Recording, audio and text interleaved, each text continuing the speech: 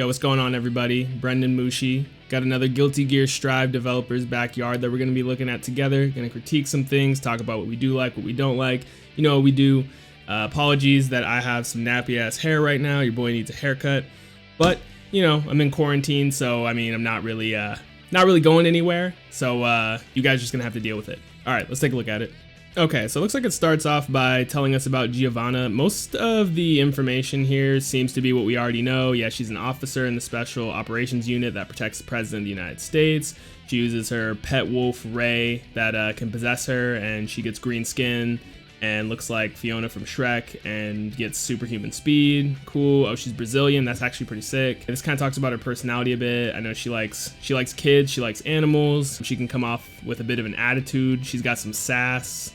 However, as mentioned in her profile, she's actually a very kind person, and when push comes to shove, she handles matters as a professional. Her spirit wolf companion Ray is like family to her and fights by her side. By the way, Ray is a girl too. Oh, okay. Yeah, so she's described as a rushdown character, so she is, like I said, she's kind of like the jam of this game. She's got stubby normals, really fast, in-your-face character, probably got a lot of plus frames and stuff like that.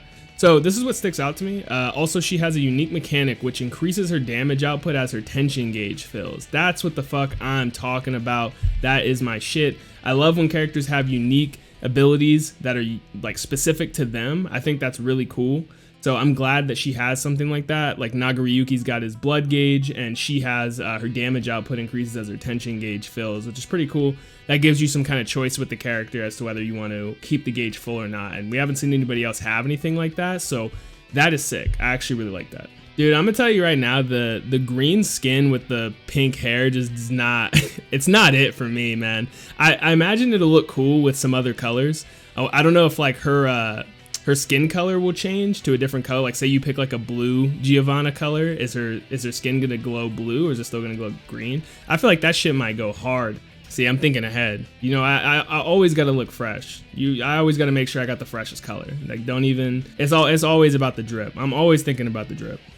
So in regards to this mode where her skin glows green, as of now, this feature is not something that alters her controls or how she fights. To be clear, she is not a mode change style character. For new players, this grants a benefit even if they don't use their tension gauge. For veteran players, this opens up a unique opportunity for strategy concerning how to use meter exclusive to Giovanna. So basically what they're saying is that the tension gauge buff is something you don't have to think about. It just does it for you. So jam players will feel right at home with that because they don't think. Okay, Nagoriyuki. Next, let's take a look at Nagoriyuki. Let's see what the vampire samurai is all about. I'm sorry, my dude is 6'7"? Bruh, my nigga needs to be out here hooping, bro. What the fuck? Bro, you could be making a fortune right now. You are tripping. It's from Nigeria. Dude, another Slayer reference. We're steady deconfirming Slayer. This Slayer slander has to stop. One of his hobbies is haiku. Yeah, they just keep rubbing it in. So if you don't know, when Slayer does an instant kill in Guilty Gear, he recites a haiku, and it's like a different one each time. At least we know like Nagoriyuki is like kind of a good guy. He's got a warrior code of honor. He values tomato juice. He dislikes insincerity, worldly desire, and crab. Okay. His description is a noble vampire samurai whose vampiric blade delivers devastating blows. As you can guess from his appearance, he is a power hitter whose attacks deal heavy damage. Although his attacks deal great damage and have good range, he can't dash or double jump. They said that before, so he has a command dash instead. Try using super jumps or his fast movement special move Fukio to approach the opponent. See how weeby I pronounce that shit? That's how you know I watch way too much anime. One of his main unique features is his ability to use one special move after another. I fucking called that shit. Kind of like Sin, he can rekka his special moves together. This allows him to launch an incredibly strong offense. Each time he uses a special move, however, he begins to thirst for blood, meaning the blood gauge fills up. Called that shit.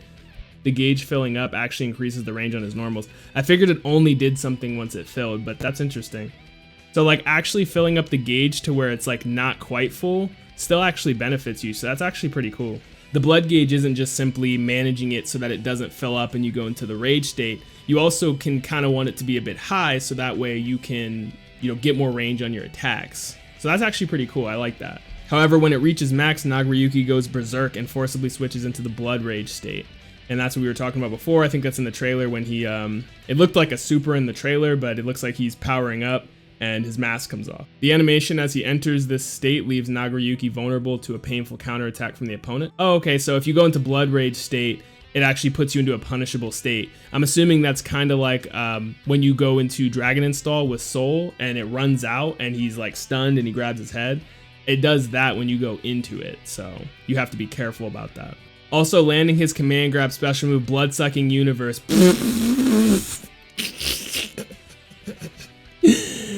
Damn, bro, they couldn't even name his move something else? They use Slayers? They use the same exact name too? The same animation and the same name? Yo, god damn. Yo, whoever made Nagoriyuki just does not like Slayer. They just keep rubbing the shit in. Causes the gauge to continuously decrease for a set amount of time. This means you can keep up your offense for longer than usual. Which makes sense because it is a blood thirst gauge, so if the man drinks blood, he's not as thirsty. During the blood rage state, Nagoriyuki can't use special moves. Whoa. He can't use special moves and takes damage, so he's like taking damage over time and can't use special moves. On the other hand, his normal moves range improves greatly, and he gains access to an exclusive overdrive. Is that worth? No wonder Goichi wasn't doing that shit, bro. So you're telling me that if I fill my my blood gauge, I just become the worst character in the game? No, I'm just I'm memeing. But yeah, that's something we'll kind of have to see how that plays out. I'm interested to see how much of a reward it is to go into that mode, because when we saw Goichi play, Goichi was clearly not going into that mode on purpose, but also he hasn't had as much time on the game to really know when he should or shouldn't do it. So is it like another Dragon Install where it's like, you know, how Soul players have to decide between doing Dragon Install because it's cool versus winning the game? Is that Nagoriyuki? Is Blood Rage the new Dragon Install? Are we gonna have Guilty Gear Strive beginner tournaments when 2 Nagoriyuki players just go into Blood Rage state as fast as possible? Who knows? Who knows? We're working to have Giovanna and Nagoriyuki playable in the arcade version pre-release test for Japan only, and pre-release playable demo open beta test for consoles planned early 2021. Fuck yeah. Okay, I'm excited for that because I actually really would like to try both of those characters. I still want to play Zato, but you know, it's fine. I think both of those characters seem pretty cool. I think I'm a bit more interested in Nagoriyuki personally than I am in Giovanna, but I will be excited to try both of them out and find out as much as I can with them, so that'll be fun. Okay, so now we get on to the questions. See if we can get some juicy stuff in here. Has the rank match system really been removed? There is no ranked match mode. That function is now fulfilled by the online lobbies. There are separate lobbies, one with multiple levels that have restrictions based on the player's skill level, and one with no restrictions that anyone can enter. We'll discuss player matches elsewhere. Our goals with the previous ranked match system were as follows. Number 1, players match with different players depending on their skill level. Number 2, players can practice in training mode while waiting for a match. Number 3, players feel motivated to improve because they get evaluated based on their skills and match results. These goals will be met by the online lobby. So personally, I don't like this change, but I don't think it's really like ruining the game per se. My thing is that the online lobbies were pretty fucking whack, but they were more so whack because they didn't work more so than the fact that the lobbies suck, but I feel like most of everyone's complaints was the fact that they literally were buggy and just didn't work in general, more so than the actual functionality of the lobby. Now, if we're talking about assuming that the lobby actually works properly, my problem is that fighting games at their core are fundamentally competitive, and I like the idea of a leaderboard system, of having a rank. It's cool and all that you enter a floor and everyone's that rank or whatever. The problem is that once you reach the max floor, there's no way to differentiate who is the best among that floor. You're just all on that floor. So what happens once you reach the top floor? What's the point of playing ranked anymore? You know? Because if you look at a game like Dragon Ball FighterZ or really any ranked game, they can add more higher ranks to the game and people can keep climbing. That's how competitive games work. But if you just make it a floor, once everyone reaches the top floor, you just stop playing ranked. That's kind of stupid. Like that, like it doesn't kill ranked out the gate, but once you hit the top, then what do? Then it kind of kills ranked. So I see for the future of the game, when everyone's hit the top when everyone hits the top floor, then what the fuck, like what do you do? Our reasoning behind including ranked in another mode is that we want to avoid the player base being split between two different modes. But doing it this way, the players will congregate in one mode, making it easier for everyone to enjoy matches with players close to their skill level. With previous titles, there was a tendency for players to gravitate towards modes that didn't impact their ranking until they improved at the game. That is true, and they are actually right about this. So basically what they mean by this is that when you go into a floor, you can play player matches or ranked matches there, rather than splitting them into two separate modes. Because this way, if you go into a floor of your skill level, you can play ranked matches or player matches of people of the same skill level as you, instead of being afraid to go into ranked and instead just going into player matches before to prep for ranked. So I get why they would do that. I do think that's pretty cool. But overall, I still would prefer the way it was done before. But that is one point that I will give them. Yeah, they want to make it. They want to make it easier for people to play people that are closer to their skill level. I do agree that the floor system does make that more possible. So I can understand that it seems that that is their priority. Again, this game is more about making sure beginners feel comfortable than making sure that competitive players do, and that's just the way that it is.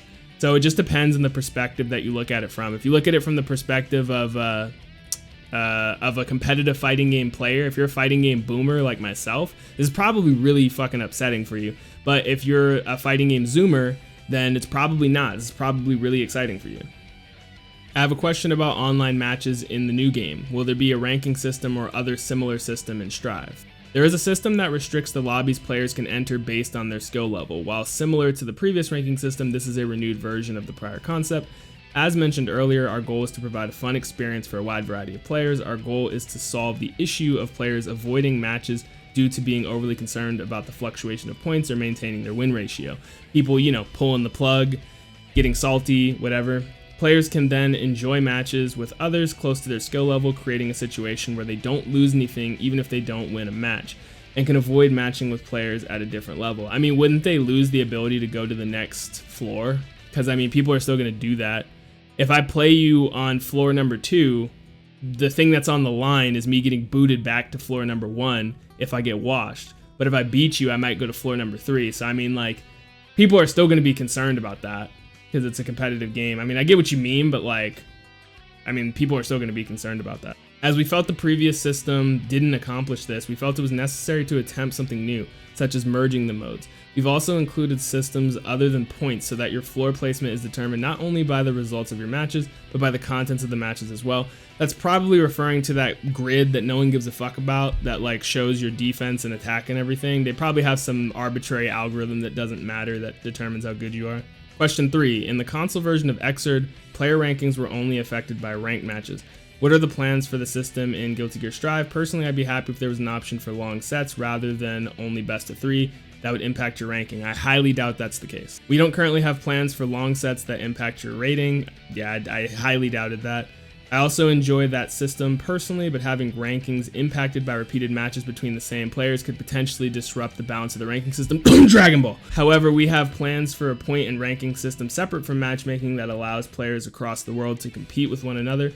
We'll share more information about the system at a later date. Question 4. In the previous game, I felt there was an issue where too many players reached the highest rank and those players would stop playing ranked matches. Do you have any thoughts on this? Thank you for your time.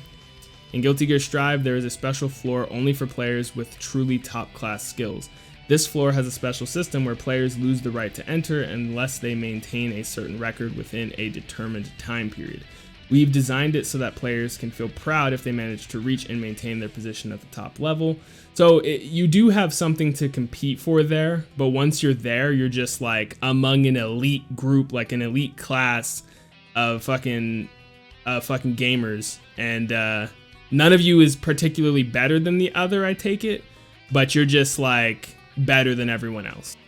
I'm not really tripping over it, to be honest with you, because I don't really care for ranks or points that much. Like, I play to improve, honestly. Like, whenever I play, I really could care less about my rank. That's not to say that that's always been true. Like, I have definitely played games, and I have, like, okay, let me quit lying. usually within the first like month the game is out, I will care about my rank. Like I'll try and climb from day one to be as high as possible. Then after about a month, when like it becomes oversaturated, I just stop caring, and then I just fall through the leaderboard because I like just stop caring. That's usually what happens. What are the plans to ensure people can match and rematch as quickly as possible after booting up the game? That is an excellent question, and this is very important for fighting games, is functionality of lobbies. This is a problem in Tekken. I don't know if it was fixed, because I know Tekken had like season 3 updates and stuff, and I love Tekken, but I'm not like a Tekken player. I don't play it very much, so maybe they fixed it. But I know because of its arcade backgrounds, every time you play a friend in a match, it goes all the way back to the lobby, back to the character select screen, and then it's like, get ready for the next battle. And it's just super annoying. Nobody wants to do that. Like, I love when you can just hit rematch and keep playing and playing and playing. Guilty Gear Xrd does this. Even Marvel vs. Capcom 3 does this. Plenty of games do this, and that's how it should be. It's possible to wait for a match in training mode under certain conditions set by the player, going from the main menu without having to enter the lobby screen. That's cool, but that's not what he asked. After the match, players return to training mode without a loading screen, making it possible to begin searching for their next opponent quickly. This means that players who want to get in as many matches as possible, as well as those who don't enjoy moving around in lobbies, can use this feature to play stress-free. So that's not what he asked, but that's cool. And I don't think they dodged the question. I think they literally just misunderstood. So I think that they thought that he was asking, can you quickly rematch in ranked? But since there's no like repeated long sets in ranked, that you're not allowed to do that, he thought that he meant like, how quickly can you get into a ranked match with one guy and a ranked match with another guy and a ranked match with another guy. It seems like what he was really asking is, if I'm playing a player match that is not ranked, how quickly can I rematch my friend to keep playing them? And the question wasn't answered, unfortunately. But I noticed in the beta, which is just a beta, in the beta you couldn't. In the beta it took you back to the lobby, but maybe there will be some changes to that in-game. We don't know. Question 6. I'm curious about the lobby system. Xrd's lobbies, as well as those in other Arc System Works games, had miniature arcade cabinets and battle kiosks to organize players into separate areas and allow them to identify whether or not a match is going on. However, Strive's lobby moved away from the kiosk and allowed players to begin matches wherever they wanted. This unfortunately resulted in large crowds forming in a single area, to the point where no one could tell who matched up with who during the closed beta testing event. May I ask, what was the idea behind allowing players to freely match up anywhere? Yeah, that's a very good question, because that was incredibly stupid. So good question. We'll see what the answer is on that. We've had the idea of letting players match freely by coming into contact with other battle-ready players without using something like an arcade cabinet, even while making prior games. However, as I'm sure you all know, during the closed beta test, this caused many issues, and it was difficult to initiate matches as a result. We'd like to apologize once more for this. We've reworked the system after the closed beta test, and currently battle-ready players move to a fixed position in the area. You'll be able to see how it works during the next beta test. So I'm assuming that they did something to fix the issue with battle-ready players like stacking on top of each other and you not being able to like guarantee exactly who you're gonna fight, which I hope that they do. Honestly, I wish they would just go back to Xrd lobbies, because I feel like Xrd lobbies were literally peak perfection, like fighting game lobbies, because you can literally access like the entire main menu of the game from the lobby. You can go into training mode from the lobby, and there's 4 separate lines. So like you can have like multiple people in a lobby. Like you can have like 4 matches going on at once in a lobby while other people wait in line. Like it's great. There was nothing wrong with it, and I wish they would have just kept it that way. But at the same time, we do have to wait and see how this will work out practically after they've worked out all the kinks. So I can't just, dog this lobby system. I have to try it for myself at launch before I really give my full opinion on it. Question 7, we know that Strive will have crossplay between PS4 and PS5, but we don't know whether PC will join in to create a unified player base. Members of Arc System Works have stated that they want crossplay to become a standard going forward. So what is Team Red's feeling in current situation on PC/PlayStation crossplay in terms of Strive? That would be fantastic. A lot of people really complained about that. I think that should be the standard. Shoutouts to Mortal Kombat for doing crossplay between Xbox, PlayStation, Nintendo, and PC. That is absolutely incredible. And I love that fighting games are moving forward in this direction. We got Arc System works with rollback, and NetherRealm with the crossplay. Here we're asking the crossplay question. Fighting games are currently moving in the right direction, at least in terms of, you know, crossplay and net play and stuff like that. So I am really grateful for that. So we'll see what their thoughts are on that. Answer: we've received a lot of requests from players regarding implementing crossplay between the PC and console versions. However, there are many problems that need to be overcome before it can be added to the game. At this time, we've decided not to implement crossplay on release. We are, however, looking into implementing it in the future. Let's fucking go! That's what I'm talking about, Arc System Works. That's what I'm talking about. I hope you can support the game as we work towards crossplay implementation. I can get down with that. I appreciate that. They are listening. That's one thing I can definitely appreciate it. They might not listen to the things that they fundamentally disagree with, such as, you know, such as basically choosing to make the game not Xrd. You know, that's something that they just don't agree on, and that's why it won't happen.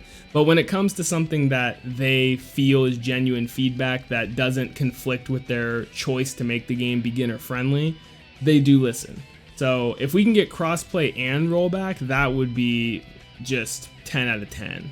Like, that would be incredible. That's all for the Volume 4 of Developer's Backyard. Thanks for reading to the end. The next trailer is scheduled for release on the New Year date, January 1st, so stay tuned. Getting hella turned for that Anji trailer, that Butterfly Oki, that stupid auto guard. I can't wait. So yeah, Developer's Backyard gave us some more insight on Giovanna and gave us confirmed our beliefs on Nagoriyuki and his playstyle. Talked a little bit about ranked. I'm really happy about the Giovanna and Nagoriyuki news.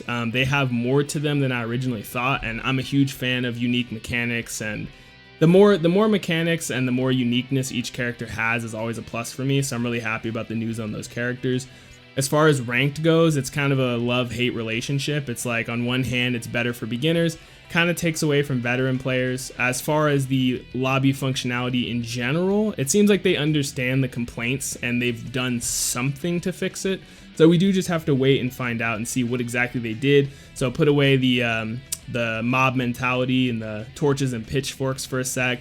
We'll wait and see if the game comes out, and then we've got a beta coming early 2021 as well with Giovanna and Nagoriyuki, so I'll definitely be playing that. We can all check that out together and see what those characters are about. Anji trailer coming that month as well, so that should be pretty hype. But yeah, hopefully we do end up getting crossplay along with rollback. That'll be super sick. But overall, really good questions asked in the Developer's Backyard, so I'm really happy to read up on it as always. And yeah, if you guys have any things you want to discuss, put them down in the comments down below. Like and subscribe. I'll catch you guys in the next video. Peace out.